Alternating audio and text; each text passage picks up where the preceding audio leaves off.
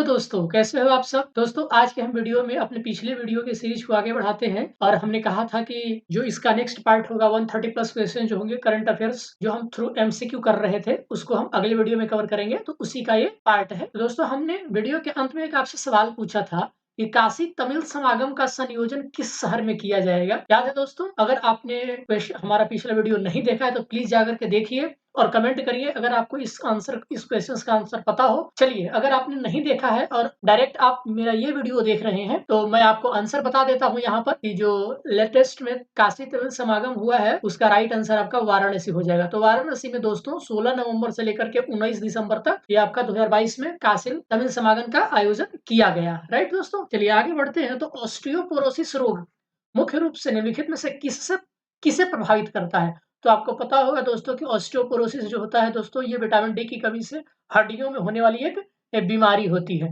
और ये क्या होता है कि हड्डी कमजोर हो जाता है, वो आसानी से टूट सकती है। हाल ही में किस देश को एफएटीएफ के ग्रे सूची से हटा दिया गया है? तो आपको पता होगा कि पाकिस्तान को एफएटीएफ की ग्रे लिस्ट से हटा दिया गया है। आपको पता होगा कि एफएटीएफ जो है फाइनेंशियल एक्शन टास्क फोर्स, ये वैसे कंट्री को लिस्ट बनाती है जहां पर टेरर फाइनेंसिंग या फिर कुछ इलीगल मनी लॉन्ड्रिंग जैसे गतिविधियां ज्यादा चलती है। तो ऐसे कंट्रीज को दुनिया से किसी भी तरह के ट्रांजैक्शंस को रोकने के लिए एफएटीएफ की ग्रे लिस्ट में उनको रखा जाता है। तो हाल ही में पाकिस्तान को इस ग्रे लिस्ट से बाहर निकाल दिया गया है। आइए बढ़ते हैं। तो 5वां खेलो इंडिया यूथ गेम्स किस राज्य में आयोजित किया जाएगा? तो इसका राइट आंसर हो जाएगा दोस्तों आपका ऑप्शन मध्य प्रदेश। तो खेलो इंडिया यूथ गेम्स जो है इसका 5वां संस्करण अगर कहा जाए तो मध्य प्रदेश में 31 जनवरी से लेकर 11 फरवरी तक आयोजित किया जाएगा। और दोस्तों जब जब हम लोग इस देख रहे होंगे आप ये लोग वीडियो, तो ये अभी चल रहा है ये आयोजन आपके मध्य प्रदेश में। चलिए आप आगे बढ़ते हैं। तो हाल ही में थियोडोर हर्जल मेडलियन पुरस्कार से किसे सम्मानित किया गया है? तो इसका राइट आंसर हो जाएगा डोनाल्ड ट्रंप। अमेरिका के जायोनी संगठन जेडओए ने डोनाल्ड ट्रंप को इस पुरस्कार से सम्मानित करने की घोषणा की है। फीफा महिला विश्व कप 2023 निम्नलिखित में से किस देशों में आयोजित किया जाएगा?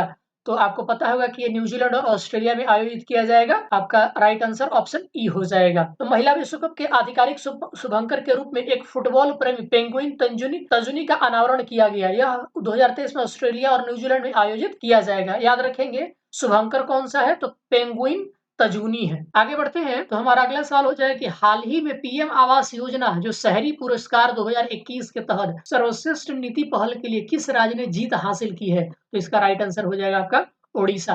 तो हरदीप सिंह पुरी ने प्रधानमंत्री आवास योजना शहरी पुरस्कार 2021 के विजेताओं को बधाई दी। उड़ीसा के आवास और शहरी मामलों के मंत्रालय द्वारा प्रतिष्ठित पीएमवाईयू पुरस्कार विशेष श्रेणी में 2021 से सम्मानित किया गया। आगे बढ़ते हैं। तो भारत ने किस वर्ष तक विश्व का ड्रोन हब बनने का लक्ष्य रखा है? तो इसका राइट आंसर हो जाएगा आपका 2030।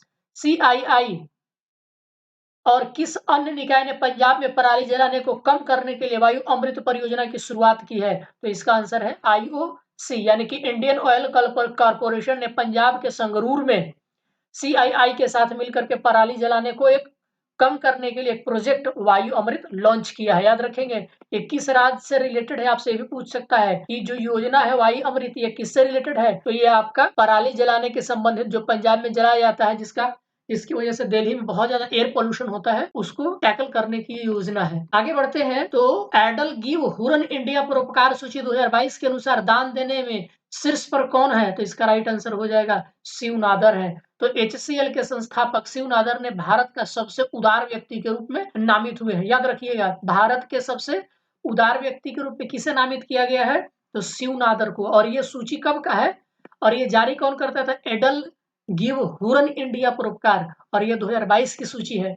ये आप देखते चलेंगे एग्जाम में 2021 पूछता है, 2022 पूछता है, 2023 पूछता है। तो 2022 का जो आंसर है वो हो जाएगा शिव नादर। नाथम मधु और किलाड़ी जैसे संगम स्थल किस राज्य में स्थित है? तो इसका राइट आंसर हो जाएगा तमिलनाडु। तो चेन्नई के पास नाथम मेथु से कुछ संगम युग की कलाकृतियों की खोज की गई है। मदुरै के पास किलाड़ी वैगई नदी के तट पर संगम युग की एक शहरी बस्ती हुआ करती थी। तो ये तमिलनाडु की है। नीलकुरुंजी का फूल कितने समय में एक बार खिलता है? तो राइट आंसर है 12 साल में एक बार खिलता है। और दोस्तों ये बड़ा अभी चर्चा में है, ये वीवीआई इंपॉर्टेंट क्वेश्चन हो जाएगा आपका।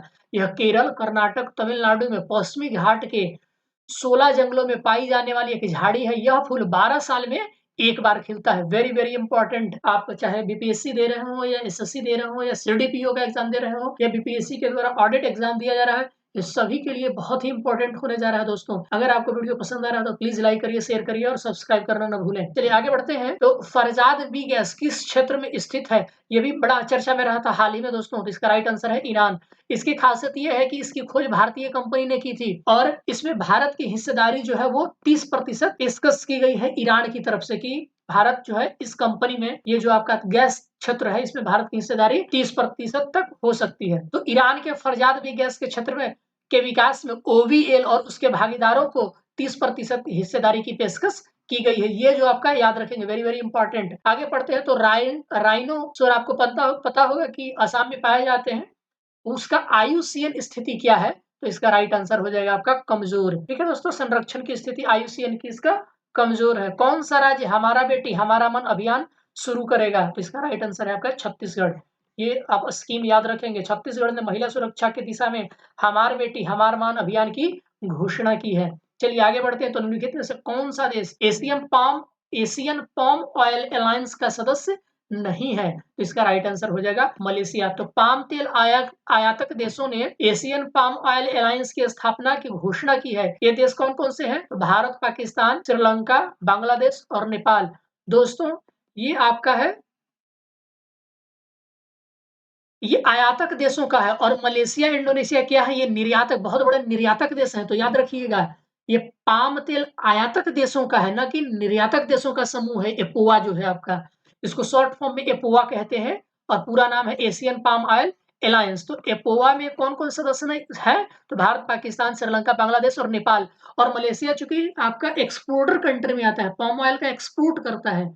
आप कंफ्यूज मत होइएगा, वो इंपोर्ट नहीं करता है। लेकिन जितने भी आप देश देख रहे हैं, ये सब ये मेनली इंपोर्ट करते हैं। निम्नलिखित में से किसे बिहार में नगर पालिका चुनाव के लिए ब्रांड एम्बेसडर बनाया गया था?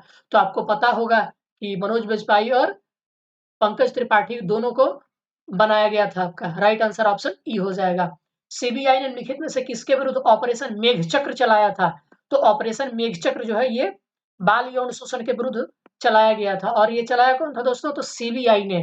तो सीबीआई ने बाल यौन शोषण सामग्री को ऑनलाइन प्रसारित करने और साझा करने के खिलाफ ऑपरेशन मेघचक्र शुरू किया है। ऑपरेशन कार्बन सीबीआई के द्वारा 2021 में इसी तरह का ऑपरेशन शुरू किया गया था। चलिए आगे बढ़ते। तो हाल ही में क्वाड देशों के विदेश मंत्रियों की बैठक किस शहर में आयोजित की गई? तो इसका राइट आंसर हो जाएगा न्यूयॉर्क में। तो आपको पता होगा कि इसमें भाग लेने के लिए हम आपके विदेश मंत्री एस जयशंकर भी गए हुए थे और उसके बाद उनको जो पेंटागन का मुख्यालय है वहां पर एस जयशंकर को बुलाया गया था मिलने के लिए। ये इसी वक्त हुआ था जब क्वाड के विदेश मंत्रियों की बैठक चल रही थी। तो दोस्तों क्वाड के ग्रुपिंग के विदेश मंत्री के एक संयुक्त रैंसमवेयर पर बयान याद रखेंगे। थीम क्या था? तो रैंसमवेयर लेकर आए हैं। वे न्यूयॉर्क में संयुक्त राष्ट्र महासभा सत्र के मौके पर मिले थे और उसी समय क्या चल रहा था? तो यूएन जनरल असेंबली का जो कॉन्फ्रेंस होता है ईयरली, वो आपका चल रहा था। 2023 में 15वां ब्रिक्स शिखर सम्मेलन किस देश में आयोजित किया जाएगा? तो इसका राइट आंसर हो जाएगा दोस्तों दक्षिण अफ्रीका में ब्रिक्स शिखर सम्मेलन है। तो ब्रिक्स विदेश मंत्रियों ने 2023 में ब्रिक्स की अध्यक्षता के लिए दक्षिण अफ्रीका को अपना पूर्ण समर्थन दिया है। तो 2023 में कौन सा संस्करण होगा इसका? तो 15वां संस्करण होगा। आप ये भी याद रखेंगे। तो भारत का दूसरा नैनो यूरिया संयंत्र किस जिले में स्थापित किया जाएगा? इसका राइट आंसर हो जाएगा आपका प्रयागराज। तो प्रयागराज के फुलपुर में भारत का दूसरा नैनो यूरिया प्लांट बनकर तैयार हो गया है। देश में इफको का दूसरा नैनो यूरिया संयंत्र होगा। पहला क्या है? कलोल, और दूसरा क्या है? कलोल कहाँ पे है? तो ये गुजरात में है, याद रखेंगे। तो प्रयागराज के फुलपुर में भारत का दूसरा नैनो यूरिया प्लांट बनकर तैयार होगा। आपको पता होगा कि ये फुलपुर में ही इफको है और इफको पहले से ही ऑलरेडी यूरिया बनाने का काम करता है, आपको पता होना चाहिए। लेकिन उसी जगह पर अब ये दूसरा नैनो यूरिया प्लांट बनेगा। ठीक है ना? चलिए आगे बढ़ते हैं। पहला आपका नैनो यूरिया प्लांट आपका कलोल गुजरात में बनाया गया है। भारत का पहला डुगोंग संरक्षण रिजर्व जल निकाय में स्थापित किया जाएगा। ये किस जल निकाय में स्थापित किया जाएगा? ये again very very important question दोस्तों। तो भारत का पहला डुगोंग संरक्षण रिजर्व, और दोस्तों इसका राइट आंसर हो जाएगा, इसका राइट आंसर है आपका option C is the right answer, यानी कि पाक की खाड़ी। ये डुगोंग ये तमिलनाडु में है दोस्तों। तो डुगोंग संरक्षण जो है आपका संरक्षण रिजर्व ये आपका रिजर्व जो है तमिलनाडु में पाक की खाड़ी में अधिसूचित किया गया है। आप इसको भूलेंगे नहीं। भारत का पहला डुगोंग संरक्षण रिजर्व ये तमिलनाडु में और पाक की खाड़ी के पास इसका अधिसूचित किया गया है। किस लैटिन अमेरिकी देश ने हाल ही में एक जनमत संग्रह में समलैंगिक विवाह को मंजूरी दे दी है? तो इसका राइट आंसर हो जाएगा आपका क्यूबा। तो क्यूबा के लोगों ने एक जनमत संग्रह में समलैंगिक विवाह और गोद लेने को भारी समर्थन दिया है। 2020 में कोस्टा रिका ने समलैंगिक विवाह को वैध कर दिया था। और हाल ही में दोस्तों इसमें एक और कंट्री का नाम जुड़ गया है। अगर हम ये तो लैटिन अमेरिकी देश कहता है, लेकिन अगर आपका पूछता है कि उत्तरी अमेरिकी महाद्वीप में कौन ऐसे देश है जो हाल में समलैंगिक विवाह को मंजूरी दी है? तो ये राइट आंसर हो जाएगा आपका संयुक्त राज्य अमेरिका। उसने भी इसको लीगलाइज कर दिया है। तो भारत का पहला मोटो जीपी 2023 किस शहर में आयोजित किया जाएगा? इसका राइट आंसर हो जाएगा आपका ग्रेटर नोएडा। तो मोटो जीपी प्रमुख मोटरसाइकिल रेसिंग इवेंट भारत में पहली बार ग्रेटर नोएडा में बुद्धा इंटरनेशनल सर्किट में आयोजित किया जाएगा। हाल ही में तूफान नोरू, याद रखेंगे नाम, तूफान नोरू किस देश से टकराया था? तो इसका राइट आंसर हो जाएगा फिलीपींस के पोलिलो और लुजोन द्वीपों से आपका टकराया था। राइट आंसर आपका ऑप्शन बी हो जाएगा। ये सुपर टाइफून नोरू इसका नाम है, याद रखेंगे। नोरू कहा? तो फिलीपींस। और उसके जो द्वीप थे पोलिलो और लुजोन। आपसे ये भी पूछ सकता है कि पोलिलो द्वीप कहां पर है?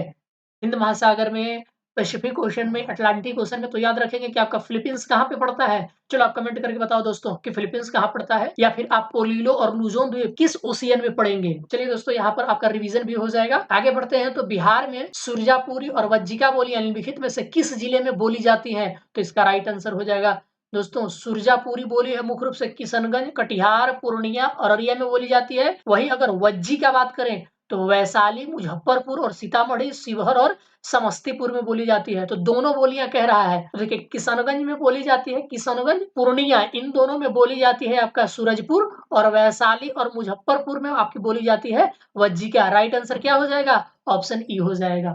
आगे बढ़ते हैं। तो किस मंत्रालय ने स्वच्छ खिलौना कैथॉन लॉन्च किया है? तो इसका राइट आंसर हो जाएगा आवासन एवं शहरी विकास मंत्रालय, यानी कि ministry of housing and urban affairs ने स्वच्छ अमृत महोत्सव के तहत स्वच्छ टाइकथॉन राष्ट्रीय प्रतियोगिता का शुभारंभ किया है। यह 3 व्यापक विषयों पर आधारित है, याद रखेंगे इसको आप। चलिए आगे बढ़ते हैं। तो भारत के सर्वोच्च न्यायालय ने किस तारीख को पहली बार अपनी कार्रवाई को लाइव स्ट्रीम किया है? वीवीआई इंपॉर्टेंट क्वेश्चन, ये बहुत चर्चा में है दोस्तों। तो इसका राइट आंसर हो जाएगा 27 दिसंबर 2022 को। तो ये भारत के सर्वोच्च न्यायालय ने अपनी कार्रवाई को लाइव स्ट्रीम किया है। तो 27 सितंबर होगा दोस्तों। अगर मेरे बोलने से दिसंबर निकल गया होगा तो आप इसको सुधार लेंगे। 27 सितंबर 2022 है। लाइव स्ट्रीम हुआ 2018 में। तत्कालीन सीजीआई दीपक मिश्रा ने महत्वपूर्ण कार्रवाई के लाइव टेलीकास्ट पर 27 सितंबर को ऐतिहासिक फैसला सुनाया था। नासा मिशन के तहत डार्ट अंतरिक्ष यान किस क्षुद्र ग्रह से टकराया? तो इसका राइट आंसर हो जाएगा डोमोरफोस। तो नासा के डार्ट अंतरिक्ष यान 27 सितंबर 2022 को क्षुद्र ग्रह डोमोरफोस में सफलतापूर्वक दुर्घटनाग्रस्त हो गया। डार्ट का मतलब है दोहरा क्षुद्र ग्रह पुनर्निर्देशन परीक्षण। ठीक है दोस्तों। तो आगे बढ़ते हैं। तो भारत से निम्नलिखित में से कौन सा जल जापान में शिंजो आबे के राजकीय अंतिम संस्कार में शामिल हुआ? तो आपको पता होगा कि जापान के जो प्रधानमंत्री थे, पूर्व प्रधानमंत्री, उनको एक समान मतलब स्पीच देते हुए उनकी हत्या कर दी गई थी। तो उनके अंत्येष्टि में भारत की तरफ से कौन शामिल होने गए थे? तो इसका राइट आंसर हो जाएगा नरेंद्र मोदी। तो prime minister Narendra Modi Tokyo में शिंजो आबे के राजकीय अंतिम संस्कार में शामिल हुए। इसमें PM Modi, US vice press Kamala Harris, press का मतलब आपका प्रेसिडेंट, ऑस्ट्रेलियाई पीएम एंथनी एल्बनीज आदि लोगों ने भाग लिया। हरमट्टन कोस्टन पुरस्कार 2022 से किसे सम्मानित किया गया है? तो इसका राइट आंसर हो जाएगा मीना कंदासामी। याद रखेंगे दोस्तों किनको सम्मानित किया गया है? तो मीना कंदासामी। राइट आंसर आपका ऑप्शन ए है। मीना कंदासामी को हरमन केस्टन पुरस्कार 2022 से सम्मानित किया गया है। जर्मनी के डार्मस्टेड पेन केंद्र द्वारा दिया जाता है। कौन सी रक्षा कंपनी कार्ल गुस्ताफ M4 हथियार प्रणाली का निर्माण करती है? इसका राइट आंसर हो जाएगा साब। तो स्वीडिश रक्षा फर्म साब भारत में कार्ल गुस्ताफ M4 हथियार बनाने की योजना बना रही है। कंधे से चलने वाला एक रॉकेट लॉन्चर है और इसका अधिकतम रेंज कितना होता है दोस्तों? तो 1500 मीटर। याद रखेंगे नाम आप, साब नाम है इसका। और कौन सी कंपनी है? तो स्वीडिश रक्षा फर्म साब नाम है उसका। तो बथु कमीना उत्सव किस राज्य में मनाया जाता है? तो बथुकामिना उत्सव जो है ये आपका तेलंगाना में मनाया जाता है। तो तेलंगाना में बुथुकम्मा भी कहते हैं इसको या बुथुकामिना भी कहते हैं। यह तेलंगाना का एक राजकीय त्योहार है। ठीक है दोस्तों, चलिए आगे बढ़ते हैं। तो किस राष्ट्रीय उद्यान यानी कि नेशनल पार्क ने हाल ही में अवार्ड ऑफ द यूनिकॉर्न्स नाम का एक मूर्ति कला का उद्घाटन किया है? तो इसका राइट आंसर हो जाएगा आपका काजीरंगा राष्ट्रीय उद्यान। काजीरंगा राष्ट्रीय उद्यान को जले हुए गैंडों के सींगों को राख से बना एक स्मारक मिला है। इसे अवार्ड ऑफ द यूनिकॉर्न्स नाम दिया गया है। याद रखेंगे काजीरंगा नेशनल पार्क। तो ये जले हुए गैंडों के सींगों की राख से बना एक स्मारक मिला है। भूजल स्तर को मापने के लिए ग्रामीण विकास मंत्रालय द्वारा कौन सा ऐप लॉन्च किया गया है? तो जलदूत लॉन्च किया गया है। तो फग्गन सिंह कुलस्ते ने 27 सितंबर 2022 को नई दिल्ली में जलदूत ऐप लॉन्च किया। ऐप को ग्रामीण विकास और पंचायती राज मंत्रालय द्वारा संयुक्त रूप से विकसित किया गया है। दोस्तों, सार्वजनिक स्वास्थ्य सुविधा रजिस्ट्री श्रेणी में किस राज्य को प्रथम पुरस्कार से सम्मानित किया गया है? इसका राइट आंसर हो जाएगा बिहार। तो आयुष्मान भारत डिजिटल मिशन के तहत बिहार को हेल्थ केयर प्रोफेशनल रजिस्ट्री और public health care facility registry श्रेणी में प्रथम पुरस्कार से सम्मानित किया गया है। आगे बढ़ते हैं। तो 52वें दादा साहब फाल्के पुरस्कार 2022 के विजेता के रूप में किसे चुने गए हैं? तो आपको पता होगा कि ये आपका जो 2022 का री एग्जाम हुआ था 67वीं का, उसमें पूछा गया था आशा पारेख। तो आशा पारेख को पुरस्कार के 2020 संस्करण के लिए चुना गया। उन्हें 1992 में पद्मश्री से सम्मानित किया गया। उन्होंने 1998 से लेकर के 2001 तक केंद्रीय फिल्म प्रमाणन बोर्ड के प्रमुख के रूप में भी काम किया है। और दोस्तों, आशा पारेख सेंसर बोर्ड के भी ये रह चुके थे प्रमुख, यानी कि अध्यक्ष के रूप में इन्होंने काम भी कर चुका था। आगे बढ़ते हैं। तो वर्ष की पहली महारानी एलिजाबेथ द्वितीय महिला पुरस्कार से किसे सम्मानित किया गया है? इसका राइट आंसर हो जाएगा सुएला ब्रबरमैन। सुएला ब्रबरमैन को पहली महारानी एलिजाबेथ द्वितीय वुमेन ऑफ द ईयर पुरस्कार का विजेता नामित किया गया है। यह वर्तमान ब्रिटिश गृह सचिव हैं। चलिए आगे बढ़ते हैं दोस्तों। हमारा अगला सवाल हो जाएगा, पॉपुलर फ्रंट ऑफ इंडिया पर नकेल कसने के लिए एनआईए के द्वारा कौन सा ऑपरेशन शुरू किया गया है? दोस्तों, तो इसका राइट आंसर हो जाएगा आपका option D, operation octopus. Option D is the right answer. गृह मंत्रालय ने पीएफआई और उसके सहयोगियों पर 5 साल के लिए प्रतिबंध लगा दिया है। ऑपरेशन ऑक्टोपस पीएफआई पर एनआईए की पैन इंडिया क्रैकडाउन का कोड नाम है। ये पोषक अनाज पुरस्कार 2022 से किस राज्य को सम्मानित किया गया है? तो इसका राइट आंसर हो जाएगा आपका छत्तीसगढ़। तो बाजरा के प्रचार प्रसार के लिए छत्तीसगढ़ को सर्वश्रेष्ठ उभरता हुआ राज्य घोषित किया गया है। तो एएसआई ने बांधवगढ़ टाइगर रिजर्व जो कि एमपी में पड़ता है, ये 26 बौद्ध गुफाओं की सूचना दी है। गुफाओं की तिथि जो है वो 2nd से लेकर के 5th सेंचुरी ईसा पूर्व की बताई जा रही है। और ये जो है बौद्ध धर्म के महायान संप्रदाय से संबंधित है। ये भी आप याद रखेंगे। तो ये क्या था दोस्तों? तो अजंता युग की बौद्ध गुफाएं निम्नलिखित में से किस संरक्षित क्षेत्र में खोजी गई है? तो ये खोजा गया है आपका बांधवगढ़ टाइगर रिजर्व में। ठीक है दोस्तों, चलिए एक्सप्लेनेशन मैंने आपको पहले ही बता दिया। राइट आंसर आपका ऑप्शन ए है। हाल ही में किस शहर में एकीकृत क्रायोजेनिक इंजन निर्माण सुविधा स्थापित की गई है? तो इसका राइट आंसर हो जाएगा दोस्तों बेंगलुरु, यानी कि हिंदुस्तान एरोनॉटिक्स लिमिटेड द्वारा बेंगलुरु में 2008 करोड़ रुपए के एकीकृत क्रायोजेनिक इंजन निर्माण सुविधा आईसीएमएफ की स्थापना की गई है। इसके लिए इसरो और एचएएल के बीच 2013 में एमओयू साइन किया गया था। आदिवासी समुदायों पर विशेष विश्वकोश शुरू करने वाला भारत का पहला राज्य निम्नलिखित में से कौन सा है? तो इसका राइट आंसर हो जाएगा आपका उड़ीसा। उड़ीसा आदिवासी समुदायों पर एक विश्वकोश शुरू करने वाला देश का पहला राज्य बन गया है। मुख्यमंत्री नवीन पटनायक ने उड़ीसा में जनजातियों के विश्वकोश का अनावरण किया है। राइट आंसर आपका इसका ऑप्शन बी है, भूलेंगे नहीं दोस्तों। आगे बढ़ते हैं। तो किस देश ने 2030 तक भूखमरी समाप्त करने का निर्णय लिया है? तो इसका राइट आंसर हो जाएगा यूएसए। तो जो बाइडेन ने 2030 तक अमेरिकी भूख को समाप्त करने और आहार संबंधी बीमारी को कम करने की योजना बना रहा है। वह अपनी योजना के हिस्से के रूप में निजी और सार्वजनिक क्षेत्र के वित्त पोषण में $8 अरब से अधिक की योजना बना रहा है। याद रखेंगे ये किसकी योजना है? तो यूएसए की है। आगे बढ़ते हैं। तो रानीपुर टाइगर रिजर्व किस जिले में स्थित है? इसका सही आंसर है उत्तर प्रदेश है दोस्तों, ये चित्रकूट जिले में है। तो यूपी सरकार ने WPA 1972 यानी कि वाइल्ड लाइफ प्रोटेक्शन एक्ट 1972 के तहत बुंदेलखंड के पहले टाइगर रिजर्व को मंजूरी दी है। यह चित्रकूट जिले में रानीगंज वन्यजीव अभयारण्य का हिस्सा होगा। ठीक है दोस्तों, चलिए आगे बढ़ते हैं। तो विजन 2030 किस मध्य पूर्वी देश की एक योजना है? तो इसका राइट आंसर है आपका सऊदी अरबिया। क्राउन प्रिंस जो है वहां के मोहम्मद बिन सलमान को सऊदी अरब का प्रधानमंत्री नामित किया गया था। मोहम्मद बिन सलमान जो है देश की अर्थव्यवस्था को बदलने के लिए राज्य के विजन 2030 योजना में एक प्रमुख व्यक्ति है। चलिए आगे बढ़ते हैं दोस्तों। तो हाल ही में सर्वोच्च न्यायालय ने अविवाहित महिलाओं को कितने सप्ताह की गर्भावस्था तक सुरक्षित और कानूनी गर्भपात की अनुमति दी है? तो इसका राइट आंसर हो जाएगा ऑप्शन सी 24 वीक। तो ग्रुप आपको पता होना चाहिए कि सुप्रीम कोर्ट ने अविवाहित और अकेली महिलाओं को गर्भावस्था से 24 सप्ताह तक सुरक्षित और कानूनी गर्भपात का अधिकार दे दिया है। आपको डेट याद रखना है कि कितने दिनों तक है ये, तो 24 सप्ताह तक। चलिए आगे बढ़ते हैं। तो तूफान यान ने हाल ही में किस देश को प्रभावित किया है? तो इसका राइट आंसर है आपका यूएसए। तो तूफान यान ने फ्लोरिडा तट पर यूएसए पर लैंडफॉल बनाया। उत्पत्ति इसका कहाँ था? तो अटलांटिक महासागर में था दोस्तों, आप इसको भूलेंगे नहीं। चलिए आगे बढ़ जाते हैं।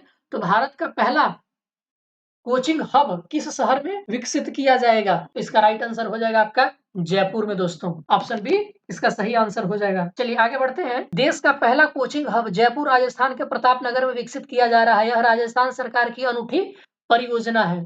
चलिए दोस्तों आगे बढ़ते हैं। हमारा अगला हो जाएगा कि हाल ही में प्रधानमंत्री गरीब कल्याण योजना को कितने महीनों के लिए बढ़ा दिया गया है? तो 3 महीने के लिए बढ़ाया गया है। 1 अक्टूबर 2022 से 3 और महीनों के लिए इसको बढ़ा दिया गया था। यह अप्रैल 2020 में लागू हो गया है। अब दोस्तों इसको खत्म करके अब कुछ इसकी जगह कुछ और स्कीम लाई जा रही है। आप कमेंट करके बताओ कि वो स्कीम कौन सा है। अगर आप रेगुलर करंट अफेयर्स फॉलो करते हैं तो आपको पता होगा। हाल ही में प्रधानमंत्री मोदी ने किस राज्य में दुनिया के पहले सीएनजी टर्मिनल की नींव रखी है? तो इसका राइट आंसर हो जाएगा आपका ऑप्शन ए। पीएम मोदी ने 29 सितंबर 2022 को भावनगर गुजरात में दुनिया के पहले सीएनजी टर्मिनल की आधारशिला रखी। No net loss of biodiversity किस कंपनी की नीति है? तो टाटा स्टील की है। टाटा स्टील ने जमशेदपुर झारखंड में अपना पहला जैव विविधता पार्क का उद्घाटन किया। 2016 में टाटा स्टील ने एक जैव विविधता नीति भी शुरू की है दोस्तों। चलिए आगे बढ़ते हैं। तो पैसिफिक पार्टनरशिप रणनीति निम्नलिखित में से किस देश से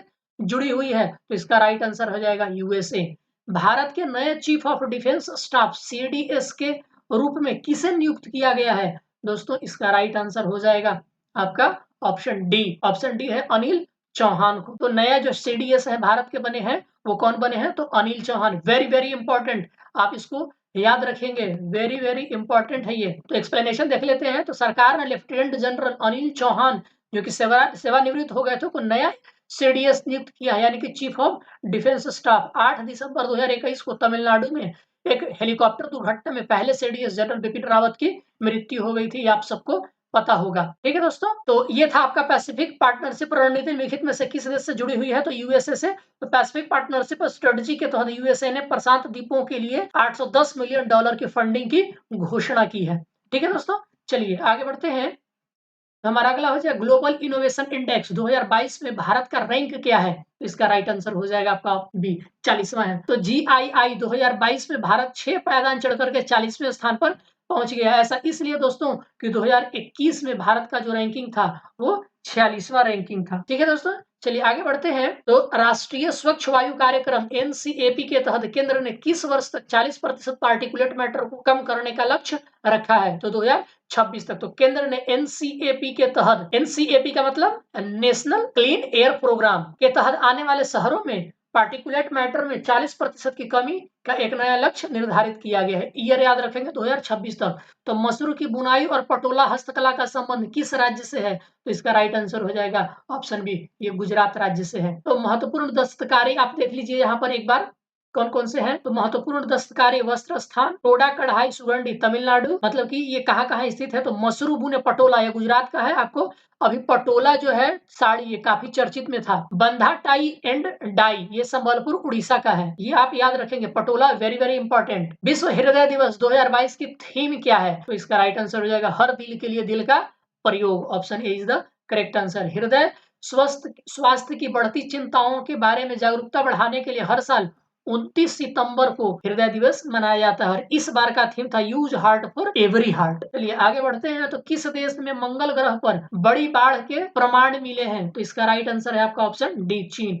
तो चीन के जुरोंग रोवर को मंगल ग्रह पर बड़ी बाढ़ के सबूत मिले हैं। जुरोंग तियानवेन मिशन का मुख्य घटक है। याद रखेंगे जुरोंग जो है किस मिशन का घटक है? तो तियानवेन 1 ये चाइना का दोस्तों एक बहुत ही इंपॉर्टेंट मंगलयान मिशन है, उसी ने ये पता लगाया है। तो 8वां विश्व हरित अर्थव्यवस्था शिखर सम्मेलन किस शहर में आयोजित किया गया था? तो राइट आंसर है आपका दुबई में। तो 8वां विश्व हरित अर्थव्यवस्था का 8वां संस्करण दुबई में दुबई घोषणा 2022 के साथ संपन्न हो गया और इसका इस बार का थीम था climate action leadership collaboration the road map to net zero. चलिए दोस्तों आगे बढ़ते हैं। तो हमारा अगला सवाल हो जाएगा, भारत का पहला माइग्रेशन मॉनिटरिंग सिस्टम किस मंत्रालय के द्वारा शुरू किया गया है? तो इसका राइट आंसर हो जाएगा महिला एवं बाल विकास मंत्रालय। 21 अक्टूबर 2022 को भारत को पहला माइग्रेशन मॉनिटरिंग सिस्टम मिला। इसे महिला एवं बाल विकास विभाग के द्वारा विकसित किया गया था। इसका उद्घाटन मुंबई में मंगल प्रभात लोढ़ा ने किया। ठीक है दोस्तों, हाल ही में किस शहर ने 2023 से दिवाली को सार्वजनिक अवकाश घोषित करने का निर्णय लिया है? तो न्यूयॉर्क। तो दिवाली को 2023 से न्यूयॉर्क शहर में पब्लिक स्कूल की छुट्टी होगी। पेट्रियट मिसाइल रक्षा प्रणाली किस देश की है? ये अभी चर्चा में था दोस्तों। तो ये संयुक्त राज्य अमेरिका की है। संयुक्त राज्य अमेरिका द्वारा यूक्रेन को पुराने हॉक वायु रक्षा उपकरण देने की संभावना है। हॉक जो है संयुक्त राज्य अमेरिका की पैट्रियट मिसाइल रक्षा प्रणाली का ये पूर्ववर्ती है, यानी कि इसके पहले वाला है। हाल ही में भारतीय प्रतिस्पर्धा आयोग ने कौन सी टेक कंपनी को दंडित किया है? तो इसका राइट आंसर हो जाएगा गूगल को। तो competition commission of India CCI ने अपने प्रमुख बाजार स्थिति के दुरुपयोग के लिए गूगल को दंडित किया है। दंडित करने का मतलब दोस्तों ये जुर्माना लगाया है। इंटरपोल का मुख्यालय कहां पर है? तो सबको पता होना चाहिए दोस्तों, लियोन है आपका, ये फ्रांस में पड़ता है। इंटरपोल ने दिल्ली की 9वीं महासभा के दौरान पहला वैश्विक पुलिस मेटावर्स लॉन्च किया है। मुख्यालय इसका क्या है? लियोन फ्रांस में है। तो अभी इसकी 90वीं बैठक कहाँ हुई थी? तो दिल्ली में हुई थी। अभी याद रखेंगे आप। और इसमें क्या किया गया? तो वैश्विक पुलिस मेटावर्स लॉन्च किया गया है। हाल ही में भारतीय मूल के ऋषि सुनक को किस देश का पीएम नियुक्त किया गया है? ठीक है दोस्तों, तो आपको पता होना चाहिए कि ये यूनाइटेड किंगडम है। ऑप्शन ए इसका राइट आंसर हो जाएगा। ठीक है दोस्तों, ये जो हम करंट अफेयर्स कर रहे हैं नवंबर 2022 का है, आप भूलेंगे नहीं। तो आपको पता होना चाहिए ऋषि सुनक ने 25 अक्टूबर 2022 को यूनाइटेड किंगडम के 57वें प्रधानमंत्री के रूप में कार्यभार संभाला। याद रखेंगे 57वें, क्योंकि पिछली बार पूछा गया था कि जो बाइडेन जो है वो अमेरिका के कौन नंबर के प्रधानमंत्री है। तो इस बार हो सकता है कि आपसे पूछ दिया जाए कि ऋषि सुनक जो है वो ब्रिटेन के कितने नंबर के प्राइम मिनिस्टर बने हैं? तो वो बने हैं आपके 57वें प्राइम मिनिस्टर बने हैं। याद रखेंगे, वह पंजाब खत्री है जिनका संबंध लाहौर के उत्तर में गुजरावाला से है, जो वर्तमान में पाकिस्तान में है। आकाश तत्व आकाश आजीवन का पहला सम्मेलन किस शहर में आयोजित किया जाएगा? तो इसका राइट आंसर हो जाएगा आपका देहरादून में। तो आकाश तत्व जीवन के लिए आकाश पर पहला सम्मेलन 8 नवंबर से लेकर के 7 नवंबर तक देहरादून में आयोजित किया गया। सुमंगल अभियान ग्लोबल वार्मिंग और जलवायु जैसी पर्यावरणीय समस्याओं का समाधान खोजने के लिए देश भर में इसका आयोजन किया जा रहा है। ठीक है दोस्तों, चलिए आगे बढ़ते हैं। तो हाल ही में किसे चीन का राष्ट्रपति नियुक्त किया गया है? तो शी जिनपिंग को दोबारा चुन लिया गया है और ये तीसरी बार बने हैं आपको दोस्तों। शी जिनपिंग माओ त्से-तुंग के बाद सत्ता में तीसरे कार्यकाल के लिए फिर से चुने जाने वाले ये पहले नेता होंगे। शी जो है पहली बार ये 2012 में चुने गए हैं। तो आपसे ये भी पूछा जा सकता है कि जो चीन के राष्ट्रपति शी जिनपिंग है उनका कौन सा कार्यकाल है? तो ये तीसरा कार्यकाल है। संयुक्त राष्ट्र निशस्त्रीकरण आयोग की स्थापना किस वर्ष की गई थी? तो इसका राइट आंसर है 1952 में की गई थी। तो ये है संयुक्त राष्ट्र निशस्त्रीकरण आयोग की स्थापना 1952 में हुई थी। विश्व शांति प्राप्त करने के लिए प्रत्येक वर्ष 24 अक्टूबर से लेकर के 30 अक्टूबर तक आपका निशस्त्रीकरण सप्ताह मनाया जाता है। डेट याद रखेंगे 24 अक्टूबर टू 30 अक्टूबर। ये क्या है? तो यूएनडीसी। ठीक है दोस्तों, संयुक्त राष्ट्र निशस्त्रीकरण आयोग, यूनाइटेड नेशंस डिसआर्मामेंट कमीशन। ठीक है दोस्तों, चलिए आगे बढ़ते हैं। तो हमारा अगला हो जाएगा यूएनएचआरसी द्वारा नस्लवाद पर स्वतंत्र विशेषज्ञ के रूप में नियुक्त होने वाले पहले भारतीय कौन बने हैं? तो इसका राइट आंसर हो जाएगा अश्विनी केपी। यानी कि अश्विनी केपी जो है यूएनएचआरसी द्वारा नस्लवाद पर स्वतंत्र विशेषज्ञ नियुक्त होने वाले पहले भारतीय बने हैं। वह नस्लवाद और संबंधित असहिष्णुता पर एक स्वतंत्र विशेषज्ञ के रूप में पहली एशियाई और पहली भारतीय है। ठीक है दोस्तों, भारत मोजाम्बिक तंजानिया देशों का त्रिपक्षीय अभ्यास का पहला संस्करण किस शहर में आयोजित किया गया? तो डार एम सलम में। ये भारत मोजाम्बिक तंजानिया त्रिपक्षीय जो अभ्यास का पहला संस्करण था दोस्तों, ये 27 अक्टूबर 2022 को शुरू हुआ। यह डार एस सलाम तंजानिया में शुरू हुआ है। उत्तर भारत का पहला डाटा सेंटर किस शहर में खोला गया? तो आपको खोला गया ग्रेटर नोएडा में। तो उत्तर प्रदेश के मुख्यमंत्री योगी आदित्यनाथ ने ग्रेटर नोएडा में उत्तर भारत के पहले हाइपर स्केल डेटा सेंटर का उद्घाटन किया। चलिए आगे बढ़ते हैं दोस्तों। तो हाल ही में गोवा समुद्री संगोष्ठी का कौन सा संस्करण 31 अक्टूबर से 1 नवंबर 2022 तक आयोजित किया गया? तो राइट आंसर हो जाए आपका चौथा। जीएमएस का चौथा संस्करण जो है 31 अक्टूबर से लेकर के 1 नवंबर 2022 तक गोवा में आयोजित किया गया था। राष्ट्रीय एकता दिवस किस तिथि को मनाया जाता है? राइट आंसर है आपका ऑप्शन सी 31 अक्टूबर को। यह 31 अक्टूबर को सरदार वल्लभ भाई पटेल की जयंती के उपलक्ष्य में मनाया जाता है। ठीक है दोस्तों। तो हाल ही में अंतरराष्ट्रीय नृत्य महोत्सव का आयोजन कहाँ किया गया? इसका राइट आंसर हो जाएगा ऑप्शन ए ग्वालियर। 29 अक्टूबर 2022 को मध्य प्रदेश के ग्वालियर में उद्धव इंटरनेशनल नृत्य महोत्सव शुरू हुआ।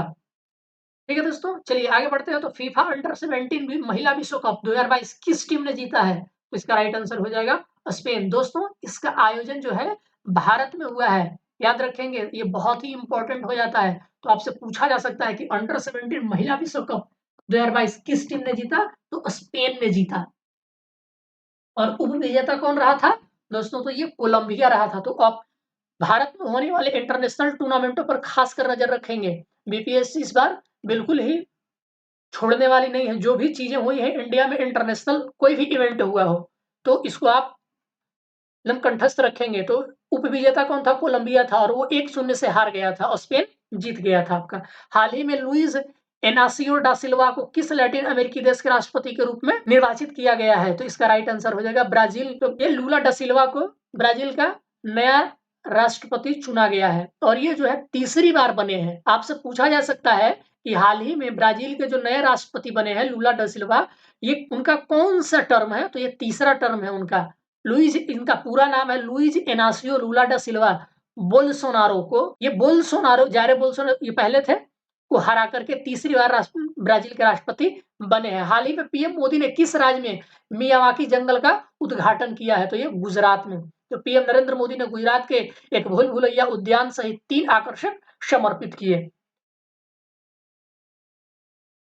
चलिए दोस्तों आगे बढ़ते हैं। तो अगला हो जाएगा हमारा लिखित में से कौन सा बैंक जो है आरबीआई की डिजिटल रुपया पायलट परियोजना में भागीदारी के लिए रेखांकित किया गया है? तो पायलट परियोजना में भाग लेने वाले 9 बैंक हैं। अब देखते हैं कि दिए गए ऑप्शन में से कौन कौन है।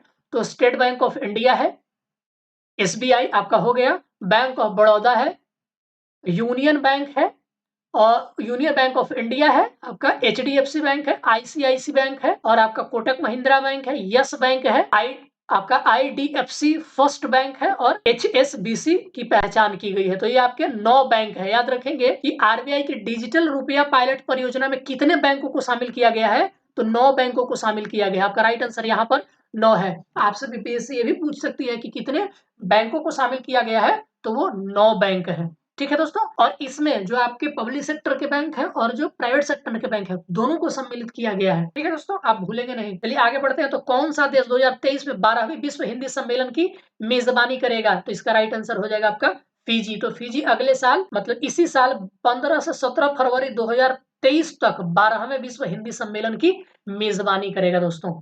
चलिए आगे बढ़ते हैं। तो हाल ही में राष्ट्रपति द्रौपदी मुर्मू ने 7वां भारत जल सप्ताह का उद्घाटन किस शहर में किया? तो इसका राइट आंसर हो जाएगा दोस्तों ऑप्शन बी ग्रेटर नोएडा में। तो राष्ट्रपति द्रौपदी मुर्मू ने ग्रेटर नोएडा यूपी भारत में जल सप्ताह 1 नवंबर से लेकर के 5 नवंबर के 7वें संस्करण का उद्घाटन किया। इसका थीम क्या था दोस्तों?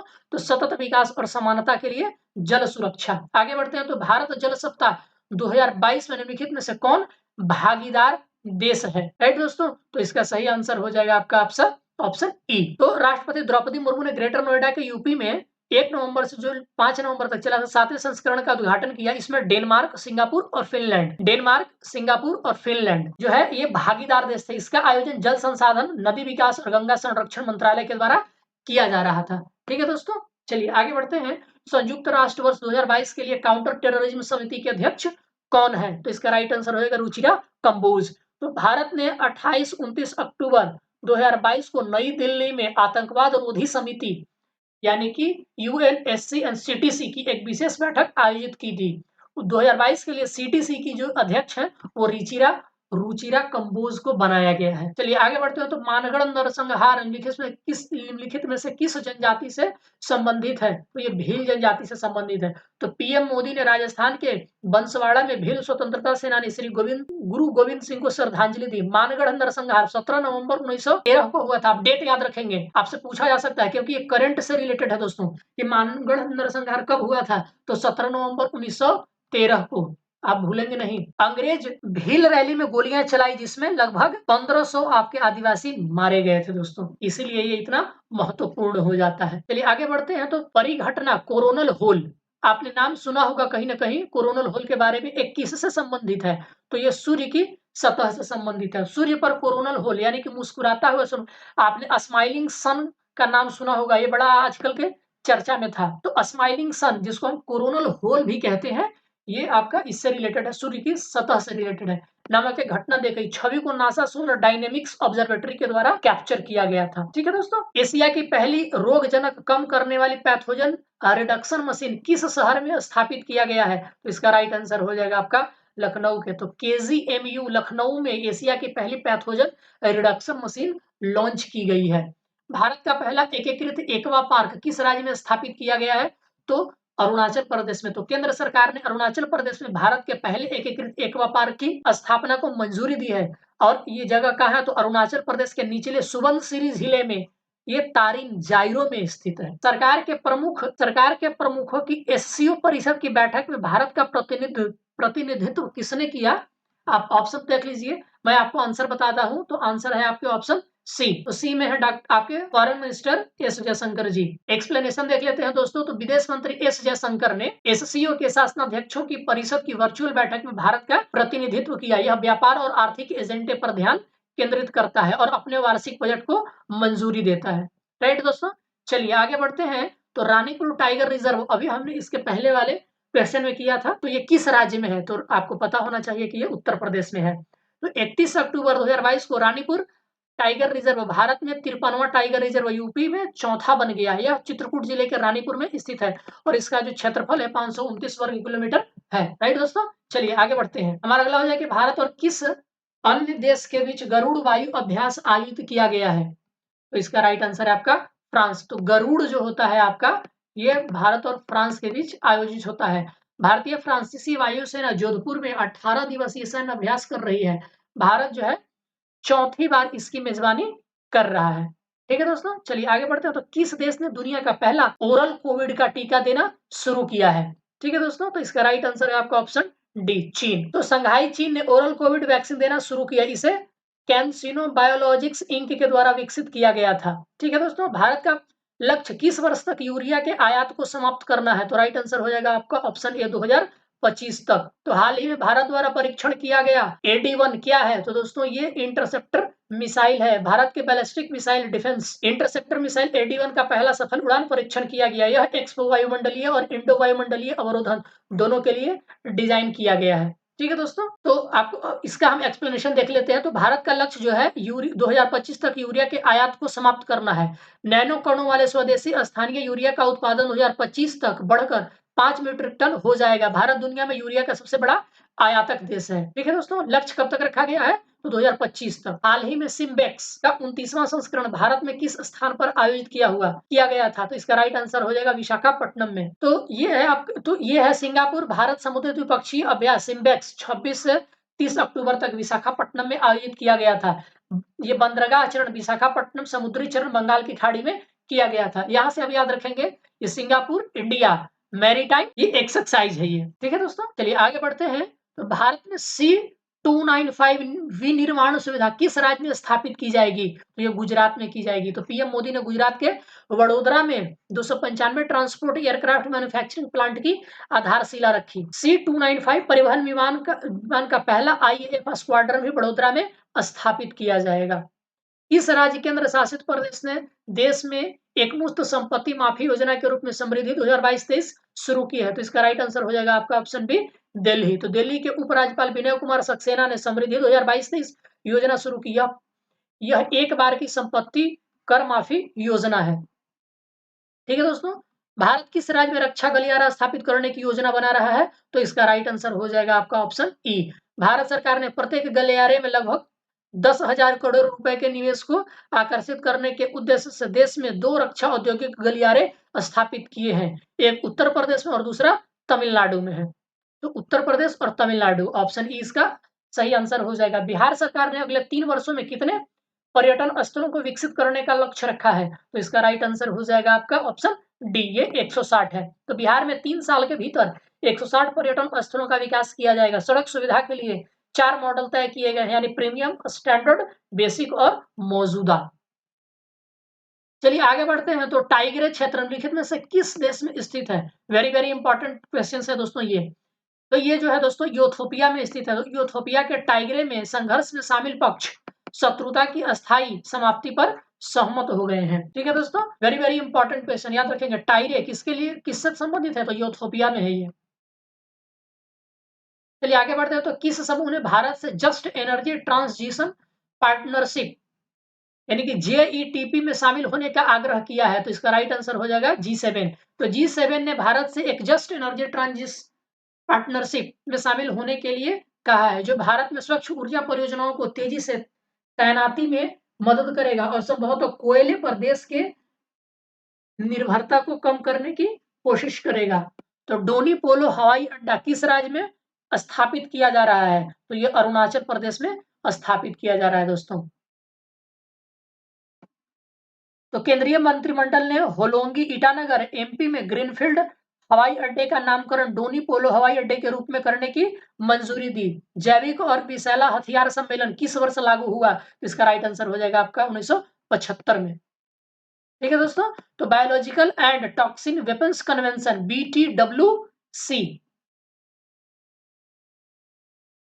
एक कानूनी रूप से बाध्यकारी संधि है, यानी कि मैंडेटरी है ये, जो जैविक हथियारों को गैर कानूनी बनाती है। यह 26 मार्च 1975 को लागू हुआ था दोस्तों।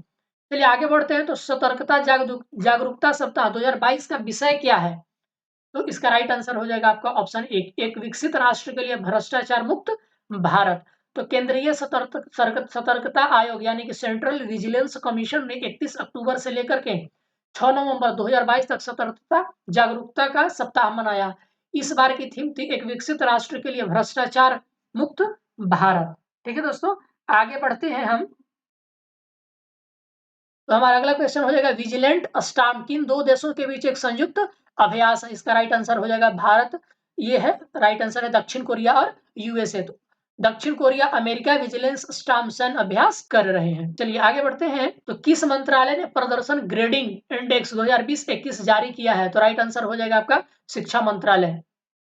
तो शिक्षा मंत्रालय ने 2020-21 के लिए राज्यों और केंद्र शासित प्रदेशों के लिए PGI जारी किया है।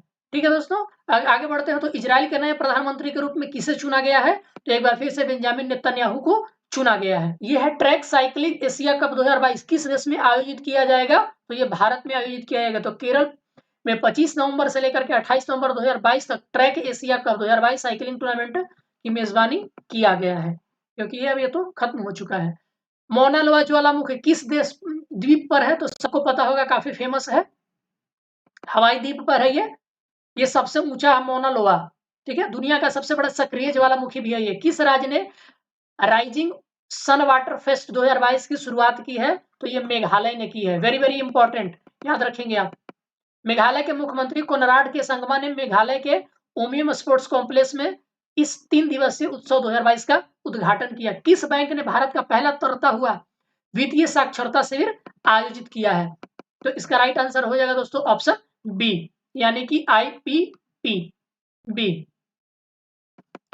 तो एक्सप्लेनेशन देख लेते हैं। तो हाल ही में इंडिया पोस्ट पेमेंट बैंक यानी कि IPPB ने श्रीनगर जम्मू कश्मीर में महिलाओं द्वारा महिलाओं के लिए वित्तीय साक्षरता को बढ़ावा देने के लिए निवेशक दीदी नाम की एक पहल के साथ भारत का पहला फ्लोटिंग वित्तीय साक्षरता शिविर आयोजित किया गया है। ठीक है दोस्तों, चलिए आगे बढ़ जाते हैं हम।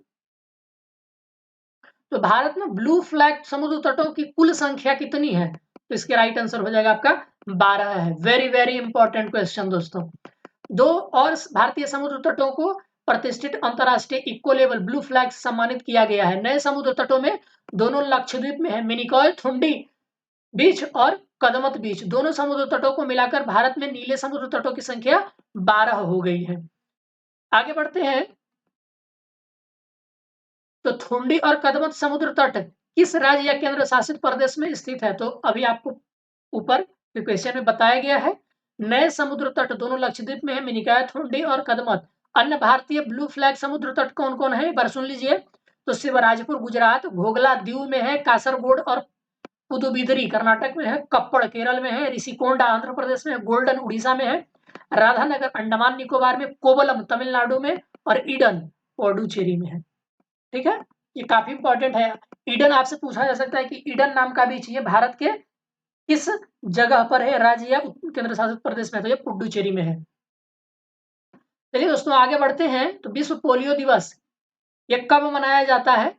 तो इसका राइट आंसर हो जाएगा दोस्तों अक्टूबर 24 को। तो पोलियो टीकाकरण और पोलियो उन्मूलन के बारे में जागरूकता बढ़ाने के लिए 24 अक्टूबर को ये वर्ल्ड जो है पोलियो दिवस मनाया जाता है। थीम इसका क्या है? माताओं और बच्चों के लिए एक स्वस्थ भविष्य। International federation of film critics के द्वारा किस फिल्म को अब तक की सर्वश्रेष्ठ फिल्म घोषित किया गया है दोस्तों? तो इसका राइट आंसर हो जाएगा Pather Panchali. International federation of film critics के द्वारा पाथेर पांचाली को सर्वश्रेष्ठ भारतीय फिल्म घोषित किया गया। यह 1955 की बंगाली भाषा की एक ड्रामा फिल्म है जिसे सत्यजीत रे ने लिखा और निर्देशित किया है। चलिए आगे बढ़ते हैं। तो बीडोऊ उपग्रह नेविगेशन प्रणाली किस देश से संबंधित है? तो ये चीन से संबंधित है दोस्तों। तो चीन ने अपने घरेलू उपकरण बीडोऊ नेविगेशन सिस्टम की वैश्विक पहुंच का स्तर जो है और विस्तार करने की योजना बना रहा है। नवंबर 2020 में इसे ग्लोबल सर्विसेज के लिए लॉन्च किया गया था। ठीक है दोस्तों, चलिए आगे बढ़ते हैं। तो भारत का 33वां हाथी अभयारण्य किस राज्य में स्थापित किया गया है? Again very very important question दोस्तों। अगर मैं कहता हूं कि वेरी वेरी इंपॉर्टेंट क्वेश्चन है दोस्तों, तो आप वीडियो पॉज करिए और कम से कम आप 2 से 3 बार उसको पढ़ने की कोशिश करिए।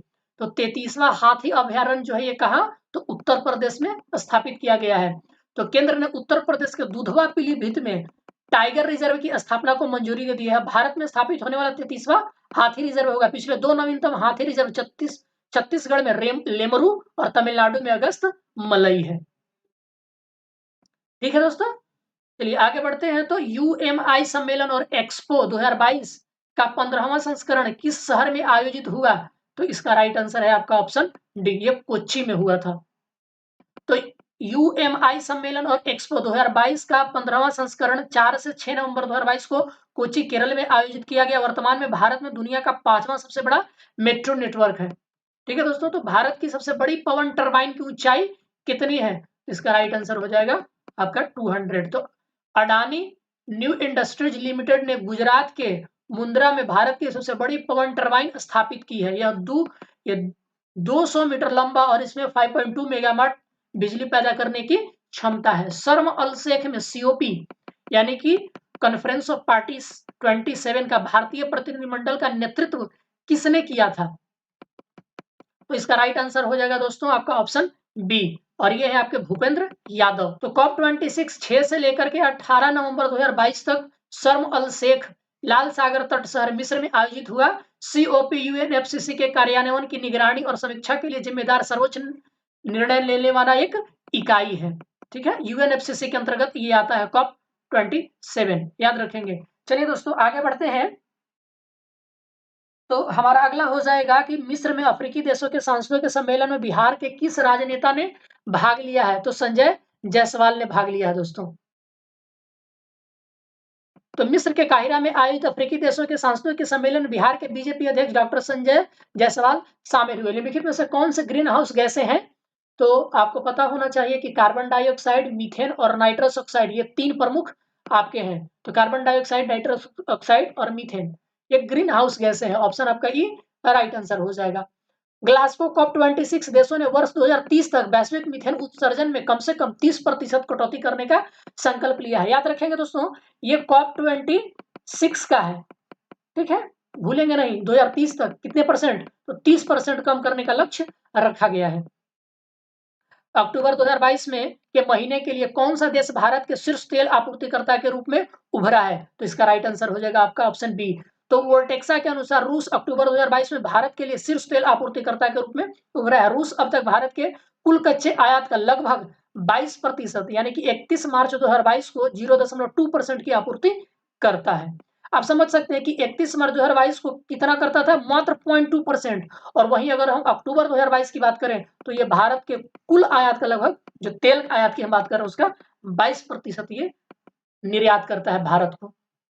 बायोस्फीयर रिजर्व के लिए पहली बार अंतरराष्ट्रीय दिवस किस तारीख को मनाया गया दोस्तों? तो ये इसका राइट आंसर हो जाएगा 3 नवंबर को। तो 3 नवंबर 2022 को पहला बायोस्फीयर रिजर्व के लिए अंतरराष्ट्रीय दिवस मनाया गया था। इसकी घोषणा जो है यूनेस्को 2021 में अपनी आम सभा के 41वें सत्र में की गई थी। हाल ही में भारत के पहले मतदाता का निधन हुआ, उनका नाम क्या था? तो श्याम शरण नेगी था। ये वेरी वेरी इंपॉर्टेंट है, बीपीएससी इस तरह के सवाल बहुत पूछा करती है। भारत के पहले मतदाता श्याम शरण नेगी का किन्नौर जिले हिमाचल प्रदेश के कल्पा में उनके पैतृक गांव में निधन हो गया। वह भारत के चुनाव आयोग के ब्रांड एम्बेसडर थे। राइट दोस्तों, चलिए आगे बढ़ते हैं। तो रासायनिक उत्पाद में भारत का कौन सा स्थान है? तो इसका राइट आंसर हो जाएगा छठा स्थान है। संयुक्त राज्य अमेरिका, जापान और चीन के बाद भारत एग्रोकेमिकल्स का चौथा बड़ा उत्पादक देश बन गया है। भारत दुनिया में रसायनों का छठा सबसे बड़ा उत्पादक देश है।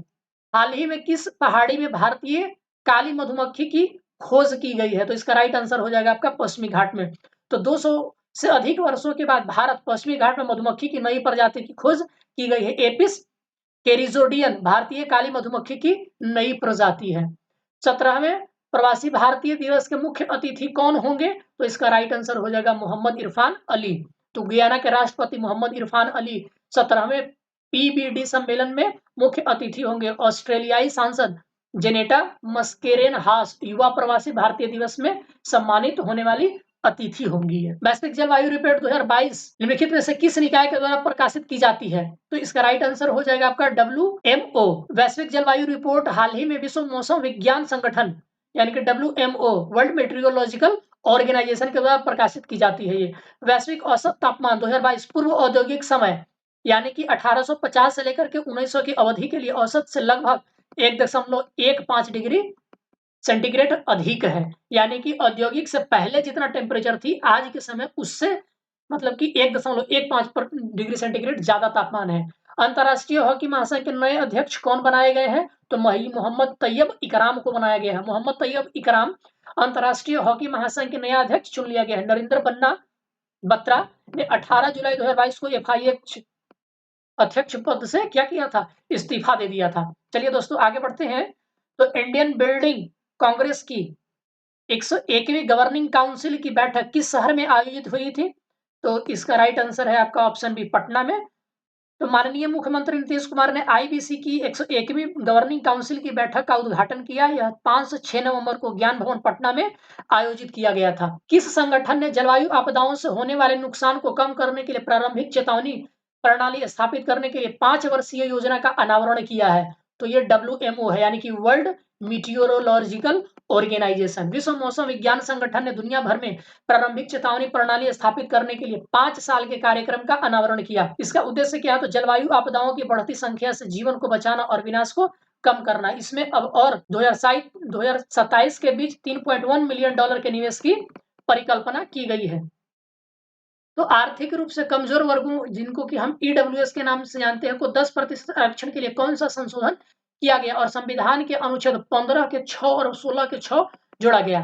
तो यहाँ पर देखिए कई सारे सवाल बनते हैं दोस्तों कि EWS को 10% आरक्षण देने के किस संविधान के किस अनुच्छेद में आपका संशोधन किया गया? तो 15 का 6 और 16 का 6 में। और कौन सा संशोधन था दोस्तों? तो ये 103वां संशोधन था। तो 3:2 के बहुमत से सुप्रीम कोर्ट की 5 न्यायाधीशों की खंडपीठ ने 130वें संशोधन की वैधता को बरकरार रखा है। 103वां जो संविधान संशोधन था, ये संशोधन द्वारा गैर OBC और गैर SC/ST आबादी की EWS को 10% तक आरक्षण देने के लिए अनुच्छेद 15 के 6 और 16 के 6 को शामिल किया गया है। सीवी रमन ने किस वर्ष भौतिकी में नोबेल पुरस्कार जीता है? इसका राइट आंसर हो जाएगा ऑप्शन सी, 1930 में। तो भारत ने 7 नवंबर को वैज्ञानिक सीवी रमन का 134वां जन्म दिवस मनाया। यह नोबेल पुरस्कार प्राप्त करने वाले पहले एशियाई भौतिक विज्ञानी थे। उन्होंने 1930 में रमन इफेक्ट यानी रमन स्कैटरिंग के लिए नोबेल पुरस्कार प्राप्त किया था। विश्व की पहली वैदिक घड़ी किस शहर में स्थापित की जाएगी? तो ये उज्जैन में की जाएगी। तो उज्जैन जो कि एमपी में पड़ता है, मध्य प्रदेश में पड़ता है शहर को दुनिया की पहली वैदिक घड़ी मिलेगी। यह सूर्य की स्थिति के साथ समन्वय स्थापित करेगी। जनजाति गौरव दिवस किस तारीख को मनाया जाएगा या मनाया गया? तो इसका राइट आंसर है 15 नवंबर को। तो शिक्षा मंत्रालय ने 15 नवंबर को शैक्षणिक संस्थानों में जनजातीय गौरव दिवस मनाया गया। 15 नवंबर को बिरसा मुंडा की जयंती होती है। विश्व यात्रा बाजार 2022 किस शहर में आयोजित किया गया था? तो ये लंदन में आयोजित किया गया था। तो भारत ने लंदन में शुरू हुए विश्व यात्रा मार्ट में भाग लिया। ये 7 से 9 नवंबर को आयोजित किया गया था और इस बार की थीम की यात्रा का भविष्य अब शुरू होता है। निम्नलिखित में से किस उत्तराखंड गौरव सम्मान के लिए चुना गया है? तो इसका राइट आंसर हो जाएगा दोस्तों अजीत डोभाल और दिवंगत सीडीएस जनरल बिपिन रावत को 2022 के लिए चुना गया है। यानी कि अजीत डोभाल और Bipin Rawat, option E right answer हो जाएगा। पुरस्कार के विजेता कौन है? तो प्रसून जोशी, गिरीश चंद्र तिवारी और वीरेन डंगवाल।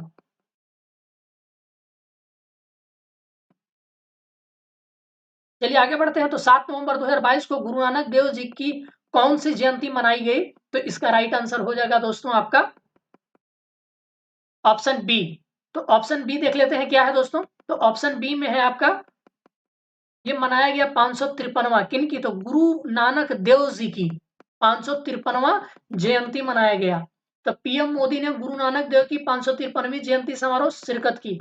नानक का जन्म जो हुआ था दोस्तों ये 1469 को लाहौर पाकिस्तान के पास राय भोई की तलवंडी नानकाना साहिब में हुआ था। ठीक है दोस्तों, चलिए आगे बढ़ जाते हैं। तो हाल ही में बिहार में भगवान शिव की सबसे ऊंची प्रतिमा का उद्घाटन किस जिले में किया गया है? राइट आंसर हो जाएगा आपका सासाराम में। तो 7 नवंबर 2022 को सासाराम में पायलट बाबा धाम में भगवान शिव की 111 फीट ऊंची प्रतिमा का उद्घाटन किया गया। यह देश की चौथी सबसे ऊंची विश्व शिव प्रतिमा और बिहार में भगवान शिव की सबसे ऊंची प्रतिमा है। चलिए आगे बढ़ते हैं। तो किस मंत्रालय ने भारत की मातृभाषा सर्वेक्षण आयोजित किया? तो इसका राइट आंसर हो जाएगा दोस्तों आपका ऑप्शन डी, गृह मंत्रालय। भारत के चुनाव आयुक्त द्वारा किसे राष्ट्रीय प्रतीक घोषित किया गया है? तो इसका राइट आंसर हो जाएगा पंकज त्रिपाठी। तो भारतीय निर्वाचन आयोग ने मतदाताओं के बीच जागरूकता पैदा करने के लिए अभिनेता पंकज त्रिपाठी को इलेक्शन कमीशन ऑफ इंडिया का नेशनल आइकॉन घोषित किया गया। वेरी वेरी इंपॉर्टेंट क्वेश्चन, इसलिए दोस्तों ये बिहार से ताल्लुक रखते हैं ये। तो इसका हम एक्सप्लेनेशन देख लेते हैं। भारत की मातृभाषा संरक्षण आयोजित गृह मंत्रालय के द्वारा किया गया था। गृह मंत्रालय ने देश की 576 भाषाओं का एमटीएसआई पूरा कर लिया है।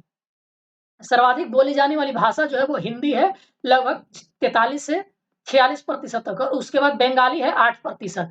भारत में मातृभाषा के रूप में 19,500 से अधिक भाषाएं और बोलियां बोली जाती हैं। ठीक है दोस्तों, चलिए आगे बढ़ते हैं। तो G20 2023 शिखर सम्मेलन का आदर्श वाक्य क्या है?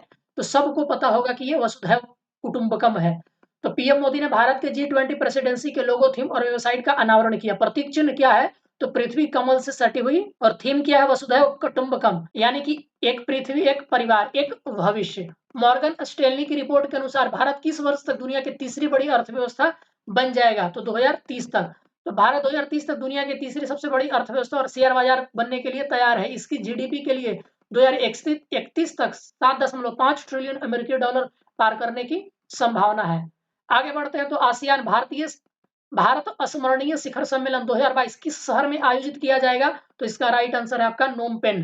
तो वीपी जगदीप धनखड़ आसियान भारत स्मारक शिखर सम्मेलन में भारत का नेतृत्व करेंगे। यह नोम पेन कंबोडिया में 11 से 13 नवंबर 2020 के बीच आयोजित किया गया दोस्तों। ये निजी तौर पर विकसित प्रक्षेपण यान को अंतरिक्ष में भेजने की भारत की पहल का नाम क्या है? तो ये मिशन प्रारंभ है दोस्तों। मिशन प्रारंभ भारत का पहला निजी तौर पर विकसित प्रक्षेपण यान 12 से 16 नवंबर के बीच अपनी पहली उड़ान भरेगा, और वाहन का नाम क्या है? विक्रम एस है। ये विक्रम एस है दोस्तों, और ये मिशन का नाम क्या है? मिशन प्रारंभ। ठीक है, और ये 12 से 16 नवंबर के बीच अपनी उड़ान भरेगा। आगे बढ़ते हैं। तो निम्नलिखित में से कौन ग्रीन वॉशिंग शब्द का सबसे अच्छा वर्णन करता है? अगेन वीवीआई इंपॉर्टेंट क्वेश्चन दोस्तों, ये बहुत ही चर्चा में रहा है। तो इसका राइट आंसर हो जाएगा आपका ऑप्शन ए, यानी कि जलवायु अनुकूल तकनीकों के बारे में भ्रामक दावे। ऑप्शन ए इसका राइट आंसर हो जाएगा। एक्सप्लेनेशन देख लेते हैं। तो दोस्तों सभी प्रकार के गतिविधियों को जलवायु अनुकूलन के रूप में चिन्हित करने के लिए असत्यापित भ्रामक या दावे, यानी कि दोस्तों कोई अगर प्रोडक्ट कंपनी बेचती है तो वो ये लिख देती है, ये कहकर कहती है कि हमारा जो प्रोडक्ट है वो इको फ्रेंडली है। तो लेकिन वो होता नहीं है। इसी जो प्रक्रिया है, ये जो अब कहा जाता है, इसको ग्रीन वॉशिंग कहा जाता है। जलवायु परिवर्तन के खिलाफ लड़ाई में मदद करने के लिए की गई कार्रवाइयों को बढ़ा-चढ़ा करके पेश करना, ये आपका दूसरा है। तो राइट आंसर इसका ऑप्शन ए है दोस्तों। चलिए आगे बढ़ जाते हैं। तो हमारा अगला होगा कि राष्ट्रीय विधिक सेवा प्राधिकरण का गठन किस वर्ष किया गया था? तो इसका राइट आंसर हो जाएगा 1995 में। तो 9 नवंबर को विधिक सेवा प्राधिकरण अधिनियम 1987 के प्रारंभ होने का जश्न मनाने के लिए मनाया जाता है। इसके तहत 9 नवंबर 1995 को राष्ट्रीय विधिक सेवा प्राधिकरण का गठन किया गया था। नेशनल एडमिनिस्ट्रेटिव लॉ अपीलेट है ये, इसका नाम है। चलिए आगे बढ़ जाते हैं दोस्तों। तो आगे होगा किस देश ने गेम 100 उपग्रह लॉन्चर लॉन्च किया है? तो इसका राइट आंसर हो जाएगा आपका ईरान।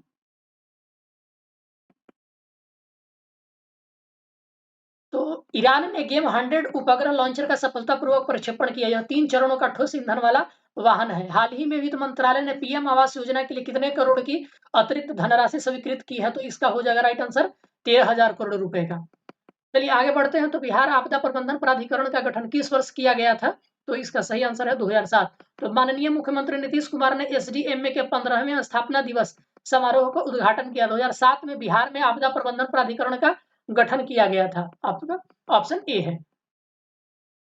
हाल ही में किस निकाय ने भारतीय नौसेना के लिए स्पेस सुविधा शुरू की है? याद रखेंगे, स्पेस सुविधा ये डीआरडीओ ने शुरू किया। तो डीआरडीओ ने कोच्चि में अंतरिक्ष सुविधा के हल मॉड्यूल का शुभारंभ किया। यह भारतीय नौसेना के द्वारा उपयोग के लिए विकसित सोनार प्रणालियों के लिए एक परीक्षण और मूल्यांकन सुविधा है।